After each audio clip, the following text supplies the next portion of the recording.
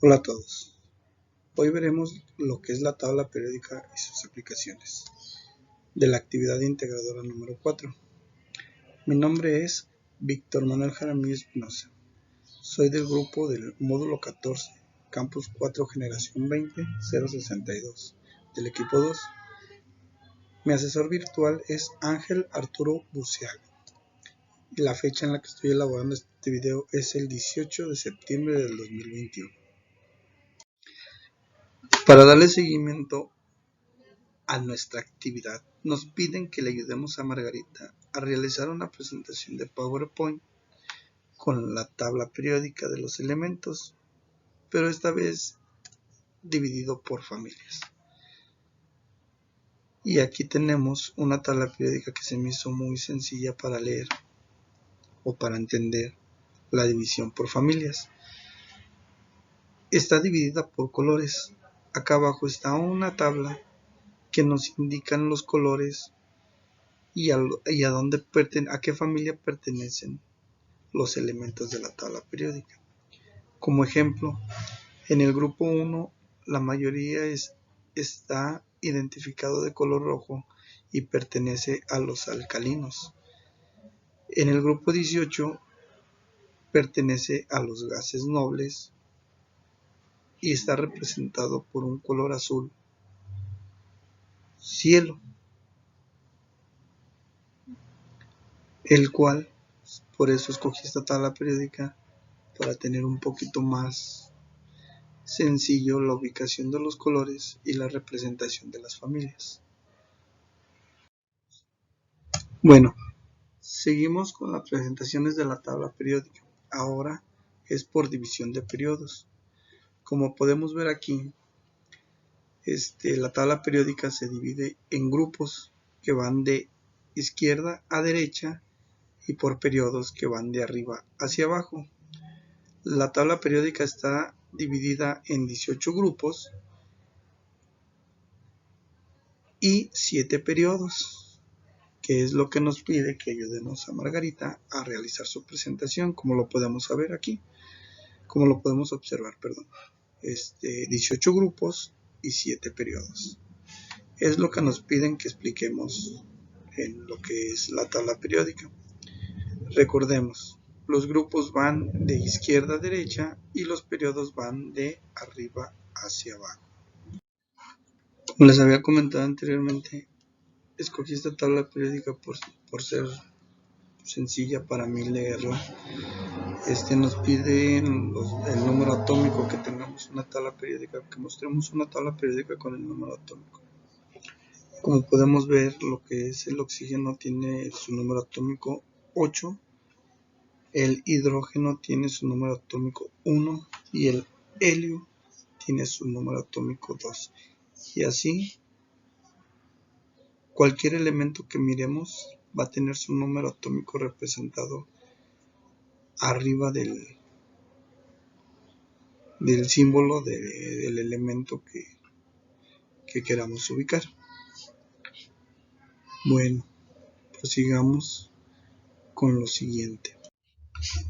Para continuar con nuestra presentación de las diapositivas de PowerPoint, ahora nos tocaron los símbolos químicos, que todos pensaríamos que son un juego de palabras, pero no es así.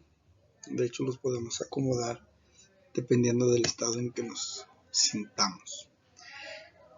Pero en realidad el símbolo se le da para simplificar el nombre del elemento que se ha descubierto.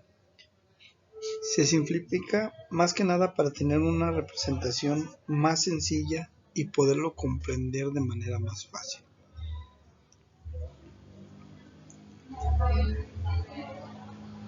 Los símbolos químicos pueden ser por raíces latinas, ciudades o lugares donde se descubrieron, o científicos que los descubrieron, o a nombre de científicos que los pudieron poner en memoria de algún científico, o por sus propiedades que tienen. Más que nada, esa es la razón de la simbología en la tabla periódica.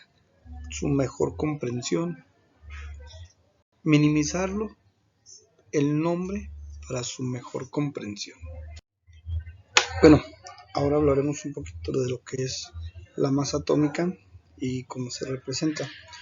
Bueno, como podemos ver aquí en lo que es en el hierro, su masa atómica es 55.847 y podemos decir que la masa atómica corresponde a la masa de un átomo y esta se mide por unidad de masa atómica o UMA, unidad de masa atómica.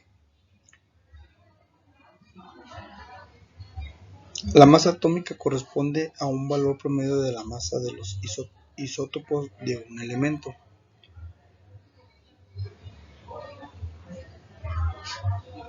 Los valores de la masa atómica se redondean a los valores más cercanos o medios. En este ejemplo, por decir, la masa atómica se redondearía a 56 porque tiene un valor de 55.847. Se redondearía a 56. Ese sería su masa atómica. Bueno, esto es para dar un poquito un ejemplo de lo que es la masa atómica.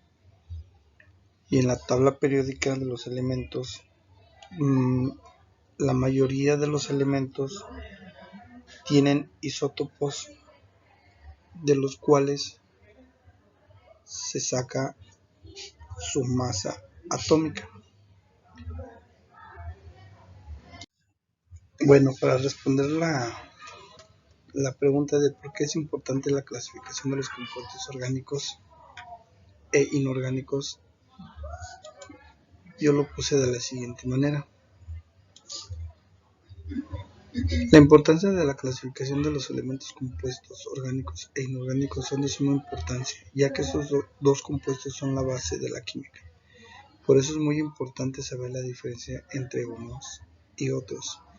La diferencia de los compuestos orgánicos es que contienen carbono y muy a menudo hidrógeno, formando enlaces llamados hidrocarburos.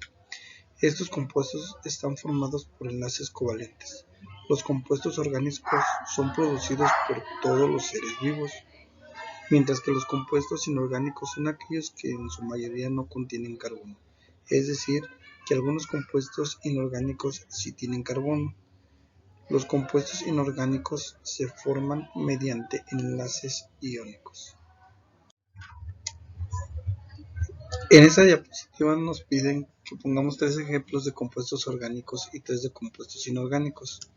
Como tal, los compuestos orgánicos serían primero como el primer ejemplo sería la acetona, la glicerina y el ADN, que son considerados compuestos orgánicos.